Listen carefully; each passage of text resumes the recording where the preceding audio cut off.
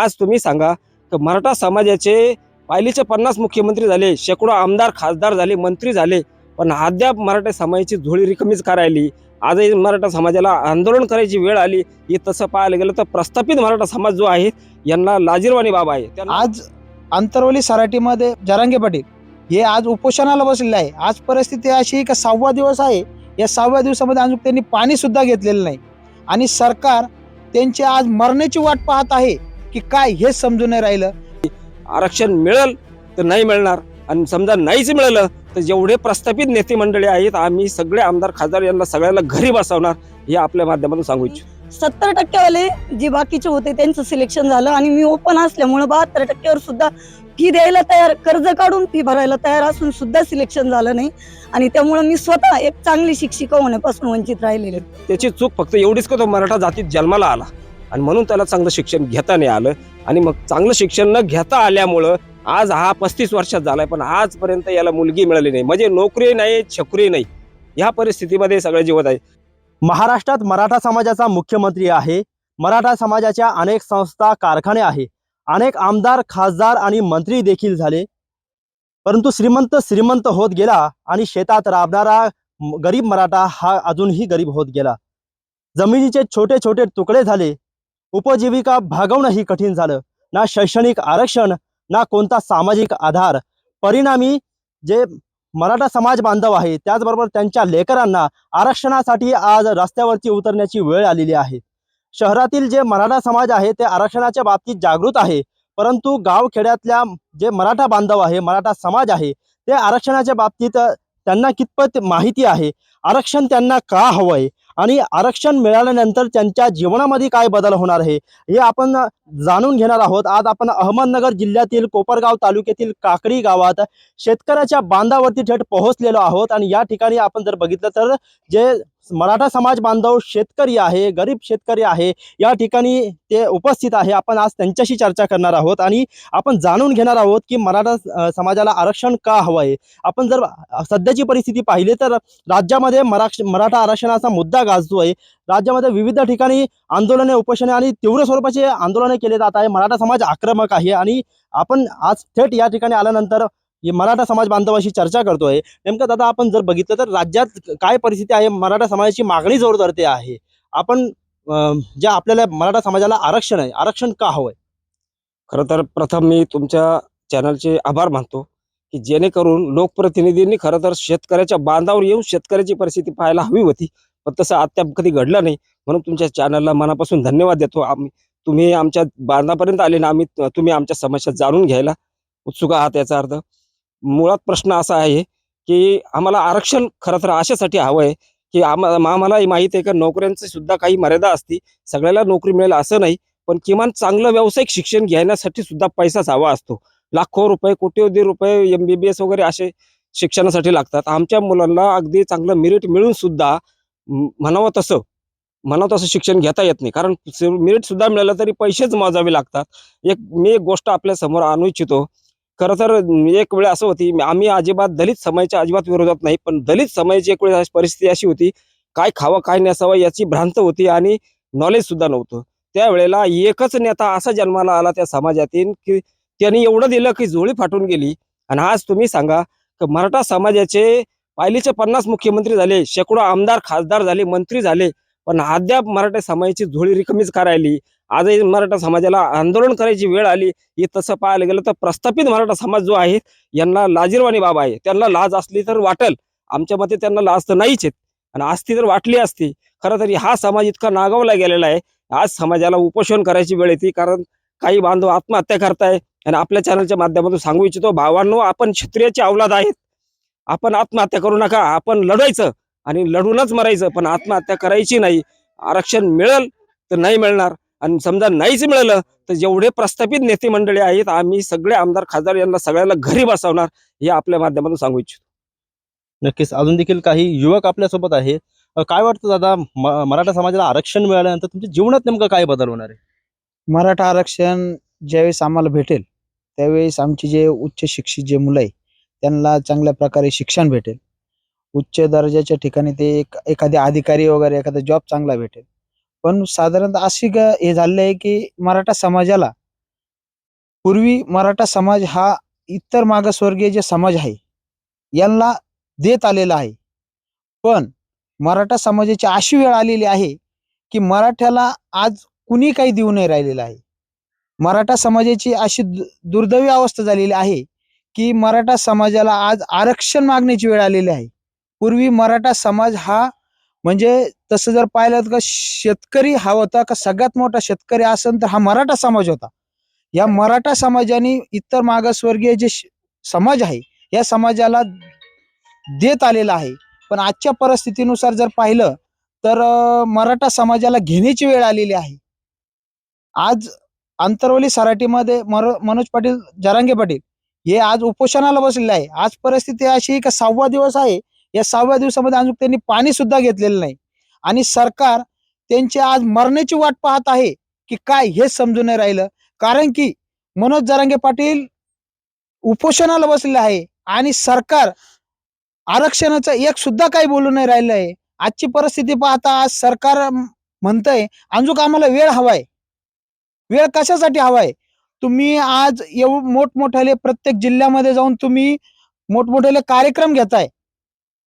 त्या कार्यक्रमासाठी तुम्ही लाखोंची गर्दी करताय आणि आज आमच्या मराठा समाजाला तुम्ही आरक्षण देऊ शकत नाही. आता मला एक प्रश्न विचारायचा आहे की तुमचं शिक्षण किती झालं आणि शिक्षण घेताना काय अडचणींचा सामना तुम्हाला करावा लागलाय? तसं पाहायला गेलं तर माझं शिक्षण 12वी झालेलं आहे.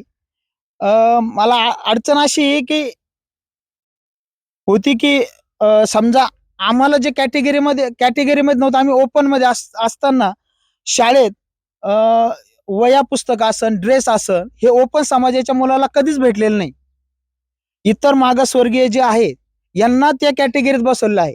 आम्ही घरी जायचो, त्यांना कपडे भेटायचे, आम्हाला कपडे भेटत होतं. आमची परिस्थिती त्या मापात नव्हती. अशी परिस्थिती त्या काळात होती. 12वी नंतरचं शिक्षण करण्याची इच्छा होती कारण काय अडचणी तुम्हाला? 12वी नंतरची शिक्षणासाठी घरची परिस्थिती बेताची होती. वडील वारलेले होते, आईची परिस्थिती नव्हती. आई माझी मुख्य होती, शिक्षणाची व्यवस्था नव्हती आणि पुढे जाण्याची खूप इच्छा होती, पण घरची बेताची परिस्थिती असल्यामुळे पुढचं शिक्षण होऊ शकलं नाही. का तर आम्हाला आरक्षण भेटलेलं नाही. आमची आजची परिस्थिती आहे का आमचा जो मुलगा आहे आज 92% मार्क पाडतो आणि इतर याच्यामधले जे मुलगा 62% जरी पडलं तर त्याला उच्च शिक्षण भेटतं. आम्ही 2-2, 3-3, 4-4 लाख रुपये घालून सुद्धा आम्हाला भेटत नाही. समजा आम्ही 4 लाख रुपये जरी दिले डोनेशन, तर बाकीच्या ज्याला 62% पडलेले त्याला 2,000 जरी दिले तर त्याला लगेच घेतलेलं, अशी परिस्थिती झाली. निश्चितच आपण जर बघितलं तर जे घरची परिस्थिती हालाकीची असल्यामुळे पुढील शिक्षणासाठी अडचणी आल्या, आरक्षण नसल्यामुळे ते अडचणी आल्या असं या ठिकाणी यांनी सांगितलेलं आहे. अजून देखील आपल्यासोबत महिला देखील आहे, आपण त्यांच्याशी चर्चा करणार आहोत. आता ही आरक्षणाची मागणी सध्या जोर धरते आहे. मराठा समाजाला आरक्षण नेमकं का हवंय? सर, आरक्षणाचा मुद्दा हा सध्या देशभरात जोरदार चालू आहे. खरं तर मराठी माणूस म्हणजे शेतकरी माणूस आहे आणि शेतकरी म्हणजेच खऱ्या अर्थाने तो माणूस कुणबी आहे आणि तो खऱ्या अर्थाने कुणबी असून सुद्धा त्यांना आज त्या कुणबी प्रमाणपत्र मिळण्यासाठी एवढी तरफड करावी लागते. या गोष्टीचं सगळ्यात जास्त वाईट वाटतं. आज एवढे मोठे आंदोलन आपले जरांगे पाटील करताय, त्यांच्या प्रतिनिधी स्वरूपात पूर्ण महाराष्ट्रभर हे आंदोलन चालू आहे, पण त्याचा सरकार कुठल्याही प्रामुख्याने त्याचा विशेष त्याकडे लक्ष देत नाही. या गोष्टीचं जास्त वाईट वाटतं का त्यांचे विशेष दौरे चालू आहे, त्या दौऱ्यांवर करोडोंचे खर्च चालू आहे, सगळं चालू आहे, पण ह्या गोष्टीकडे ते फोकस करत नाही. आणि मराठा आरक्षण का हवंय? कारण आताच जे आमचे बंधू बोलले आणि त्याच संदर्भात माझ्या स्वतःच्या बाबतीत घडलेलं आहे सर. मी 12वीला असताना मला 72% होते आणि डीएड साठी जेव्हा मी पूर्ण ठिकाणी फॉर्म टाकले त्यावेळेस माझं 2 मार्कावरून सिलेक्शन गेलं. 70%ला त्यावेळेस 2002 साली 12वी झाली, ते सिलेक्शन झालं होतं आणि 70% जे बाकीचे होते त्यांचं सिलेक्शन झालं आणि मी ओपन असल्यामुळे 72%वर सुद्धा फी द्यायला तयार, कर्ज काढून फी भरायला तयार असून सुद्धा सिलेक्शन झालं नाही आणि त्यामुळे मी स्वतः एक चांगली शिक्षिका होण्यापासून वंचित राहिलेली. म्हणून ही मराठा आरक्षणाची खूप गरज आहे.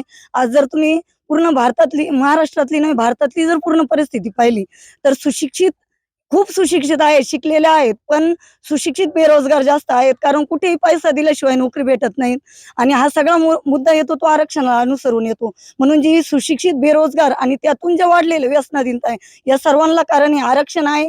एक तर सरकारने समान नागरी कायदा करावा, सगळ्यांना समान अधिकार द्यावेत किंवा मराठ्यांना कुणबी अधिकार देऊन जे शेतकरी वर्ग आहे, कष्टकरी वर्ग आहे, त्यांना न्याय द्यावा, अशी एवढी माझी अपेक्षा आहे. तर आपण जर बघितलं तर महाराष्ट्रामध्ये आज आरक्षणच फक्त हीच मागणी जोर धरते आहे. आरक्षण मिळाल्यानंतर मराठा समाजाच्या जीवनात नेमकं काय बदल होणार आहे, काय वाटतं तुम्हाला? आरक्षण मिळाल्यानंतर कमीत कमी मराठा वर्गातील जी मुलं आहेत त्यांचं भविष्य उज्ज्वल होणार आहे. कमीत कमी नाही, सरकारी नोकऱ्या नाही जास्त आपण मान्य करतो नाही, पण कमीत कमी ते उच्च शिक्षण घेऊन स्वतःचे व्यवसाय धंदे चालू करतील. स्वतःचे काही व्यवसाय चालू केल्यानंतर त्यातून मिळणार त्यांना पैसा कमीत कमी स्वयंपूर्ण होतील. ते एवढं तरी याच्यामध्ये बदल होईल आणि एक आपलं स्वतःचं कुटुंब व्यवस्थित पद्धतीने चालू शकतील. आज जी बिकट अवस्था निर्माण झाली, जी आपण उज्ज्वल देशात राहून जी बिकट अवस्था निर्माण झाली, ही काही प्रमाणात कमी होईल. नक्कीच. एक बाबा आपल्या सोबत आहे, आपण त्यांच्याशी चर्चा करणार आहोत. आताच आपण शेतामध्ये काम करत होता. काय वाटतं मराठा आरक्षणाच्या बाबतीत? काय आता हे शेतकरी मोकार आता कष्ट करूनच मरायची पाळी आली यांची. हं? बाकीचं काय हो, यांच्या मुलांचे लग्न होईना आमच्या, काय करायचे ते? मुलं तर निदान शिकवले तर पाहिजेच ना. मुलांना शिकूनही बी जर मी म्हणतो नोकऱ्या तर नाहीच आहे, धंदे नाहीये आणि शिक्षण बी. हं? बाकीचं काय त्यांचे लग्नाचे पुढचं भवितव्य फार अवघड झालेलं आहे ना. आता आरक्षण मिळालं पाहिजे का? आरक्षण मिळाल्यावर एवढंच आहे बा, मुलांचं भवितव्य चांगलं होईल. माझा एक मुद्दा राहिला. मुळात एक मुद्दा असा आहे की आरक्षण न मिळाल्यामुळं चांगलं शिक्षण घेता नाही आलं. चांगलं शिक्षण न घेता आल्यामुळं कुठला व्यवसायही करता आला नाही, कुठली नोकरी करता आली नाही आणि त्यामुळं काय परिस्थिती झाली माहिती आहे का? आम्ही एकतर आहोत दुष्काळी भागातले. आताच आमच्या मित्रांनी मांडली ना परिस्थिती, अगदीच त्यांनी फक्त प्रातिनिधिक स्वरूपात मांडली. वडील वारले लहान असताना, आई मुकीच, आणि ह्या परिस्थितीमध्ये त्याने त्याच्या आईने ते कसं कसं शिकवलं, 12वी पर्यंत शिकवलं, म्हणजे त्या माऊलीचे फार मोठे उपकार. हे फक्त प्रातिनिधिक स्वरूपात उदाहरणं आहेत आणि फक्त त्याची चूक फक्त एवढीच का तो मराठा जातीत जन्माला आला आणि म्हणून त्याला चांगलं शिक्षण घेता नाही आलं. आणि मग चांगलं शिक्षण न घेता आल्यामुळं आज हा 35 वर्षात झालाय, पण आजपर्यंत याला मुलगी मिळाली नाही. म्हणजे नोकरी नाही, छकरी नाही, ह्या परिस्थितीमध्ये सगळे जीवत आहे. म्हणजे काही 40-45 वर्षापर्यंत गेले, आता ते लग्नही होऊ शकत नाही अशा परिस्थितीमध्ये आहेत. असे बरेच जण आहेत. फक्त एवढेच त्यांची चूक आहे का ती मराठा जातीत जन्माला आले. निश्चितच आमची एवढीच चूक आहे का आम्ही मराठा जातीत जन्माला आलो, असा देखील यांनी प्रश्न उपस्थित केलेला आहे.